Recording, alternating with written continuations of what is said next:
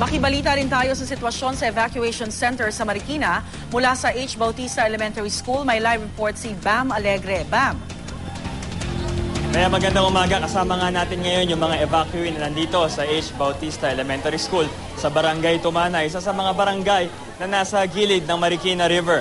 Ngayon po, ang Marikina River ay wala na sa critical level at as of 5 a.m. nasa 15.3 meters above sea level na lang ang elevation nito.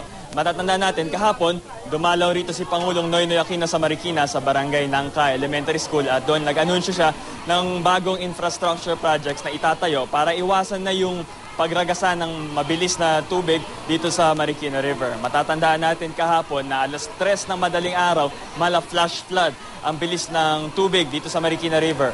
Kaya ito nangyari dahil sa Montalban River nagkaroon ng record na 28.14 meters ng tubig. At napakalakas ito at dahil diretso ang tubig sa Marikina River, halos hindi nakayanan ng Marikina River yung pag-agos ng tubig. Ngayon yung itatayong infrastructure projects ay mga embankments at catch bases para daw mabawasan yung impact ng tubig galing sa mga upstream at sa mga bulubundukin, lalo na kapag umuulan doon sa may gawing Montalban at Rizal. Sa ngayon, makulimlim pa rin dito sa Marikina, hindi katulad nung kaninang kahapon na nakaranas tayo ng konting pag-araw.